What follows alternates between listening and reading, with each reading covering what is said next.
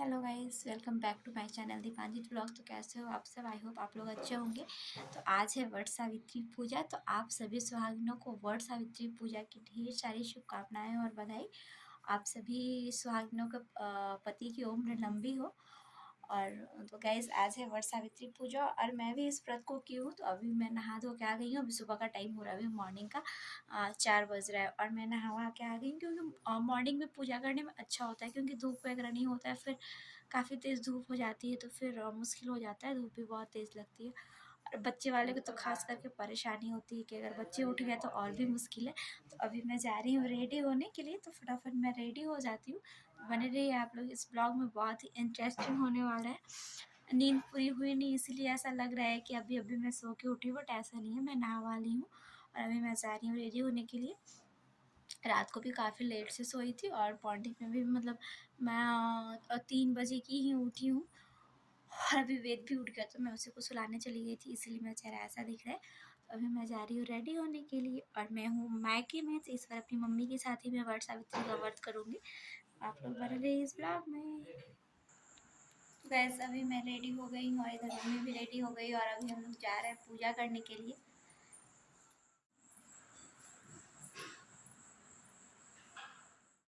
तो गाइज़ यहाँ पे हम लोग हो गए हैं रेडी और निकल गए हैं पूजा करने के लिए। और अभी हम लोग रास्ते में हैं और जा रहे हैं। रास्ता थोड़ा ख़राब था, नंगे पाँव जाना था, बट मैं तो नंगे पाँव नहीं गई थी क्योंकि मैं बहुत मुझे पैर में चुभ रहा था। तो फिर हम लोग पहुँच गए पेड़ के पास और बहुत सारी सुहागिनें भी पहुँची हुई थी, लोग जान पहचान की भी थी, बहुत लोग ऐसे भी थी। और हम लोग की पेड़ से पत्ता वत्ता तोड़ना होता है, तो हम किसी बच्चे को बोल के पेड़ से पत्ता वत्ता तोड़वा के फिर हम लोग पूजा स्टार्ट किए। फ़र्स्ट टाइम मैं अपने मायके में पूजा कर रही थी, वरना मैं हमेशा जहाँ रहती थी वहाँ पे करती थी। फ़र्स्ट टाइम मुझे मायके में करने का मौका मिला तो मुझे बहुत अच्छा लगा यहाँ पे करने में। फिर हम लोग जिस तरीके से पूजा करते हैं, सब लोग अलग अलग तरीका होता है। बहुत लोग कलश बनाते हैं, बहुत लोग नहीं बनाते, बट हम लोग बना के करते हैं। और पहले गौर गणेश का गोबर का गौर गणेश बना के पूजा करते हैं। उस तरीके से हम लोग ने पहले सारे विधि विधान से पूजा करके और उसके बाद फिर फेरा वेरा देना होता है, तो वो सब हम लोग किए।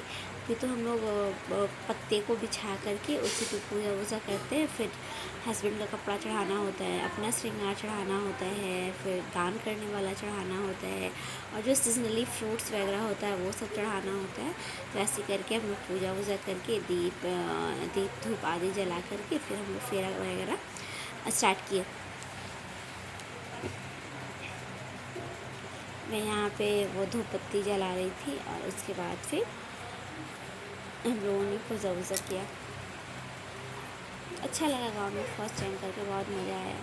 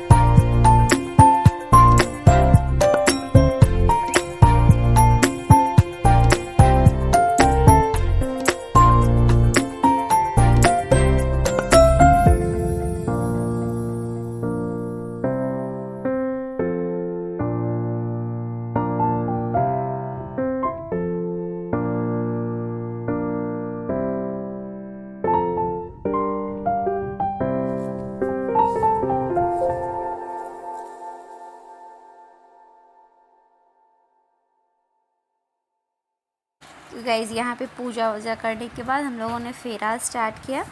पंडित जी का कहना होता है 8 बार, 17 बार, 54 बार, ऐसा करके 108 बार करके फेरा देने का। तो मैं तो 108 बार ही फेरा दी थी, क्योंकि मैं हमेशा 108 बार कंप्लीट कर लेती हूँ। और यहाँ पे उसके बाद फिर पूजा वूजा करने के बाद फेरी देने के बाद ना वो पंखा, ये पेड़ को पंखा झेला जाता है, तो मैं वही झेल रही थी। क्योंकि ऐसा माना जाता है कि पेड़ को झेलने के बाद ही हस्बैंड को भी पंखा वो हाँकना चाहिए। तो वही फिर मैं यहाँ पे करके जा रही थी, क्योंकि मेरे हस्बैंड तो इस बार है नहीं। और फिर उसके बाद वट को दबाना होता है। ऐसा कहा जाता है कि पैर दबाने के जैसा वट के पेड़ को दबाना होता है।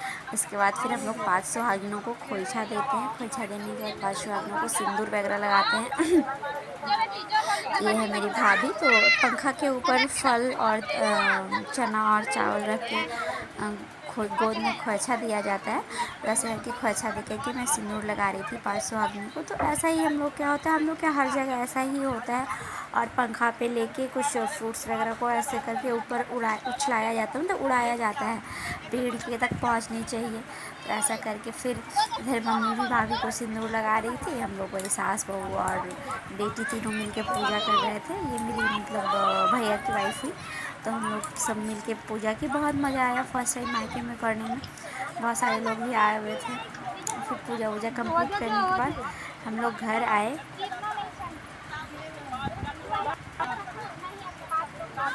एक अलग वाली फीलिंग आ रही थी। फर्स्ट टाइम बिना हस्बैंड के यहाँ पे मैंने वट सावित्री का पूजा किया। हमेशा मेरे हस्बैंड साथ रहते थे, बट इस बार मिस यू, क्या कर सकते हैं, ऐसी कुछ बात रही जिसकी वजह से मेरे हस्बैंड अभी नहीं है। वो आएंगे अब थोड़े ही दिनों में। उसके बाद फिर पूजा वूजा करने के बाद हम लोगों ने एक दूसरे को खोइछा दे के फिर पंडित जी से, यहाँ पे मम्मी मुझे खोइछा दे रही थी। और उसके बाद फिर हम लोगों ने पंडित जी से कथा सुना। पूजा वूजा करने के बाद सारा खर्चा वर्चा लेके फिर आरती वारती करके फिर पानी वानी डाल के पेड़ में फिर हम लोग बैठ के सब लोग पंडित जी से कथा सुनी। वहाँ पे पंडित जी बैठ के कथा सुना रहे थे सब लोगों को।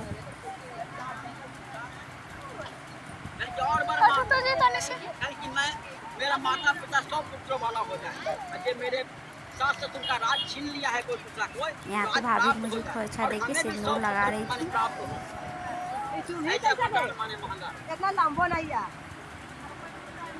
कितनी अच्छी, बहुत ही अच्छी वाली फीलिंग आती है ये सब करने में। मुझे तो बहुत अच्छा लगता है। मैं सारे फेस्टिवल करती हूँ।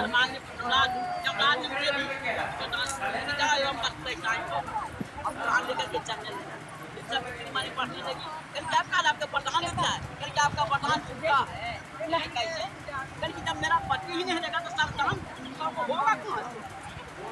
पति का काम ना हमको लगेगा। नहीं हर के धर्म की है क्या धर्म में? शिवानी रे, ए शिवानी, ए बेटी, आ जाओ इधर। अबे नहीं नहीं, उसके बाद आओ ना।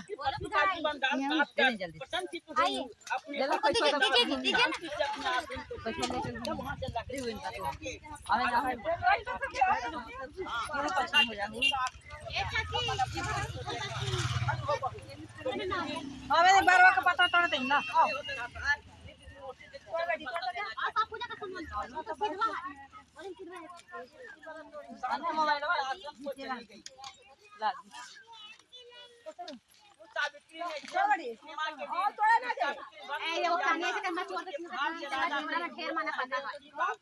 वही खाने से का पेड़वा तोड़ा का हूं पेड़वा खींच के उठा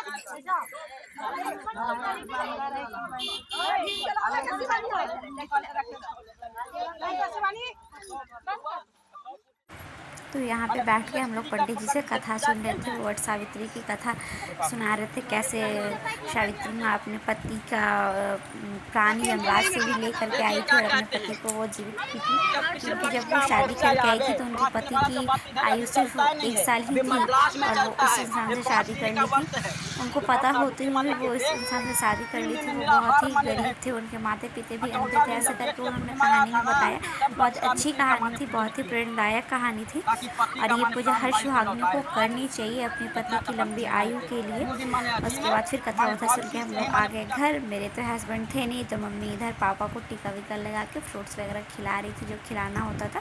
पहले इसमें पैर धोना होता है, पैर धो के फिर हस्बैंड का जो कपड़ा चढ़ाए हो वो चढ़ा के फिर फ्रूट्स वगैरह खिलाना होता है। ठीक, मिलती हूँ नेक्स्ट ब्लॉग में, बाय बाय।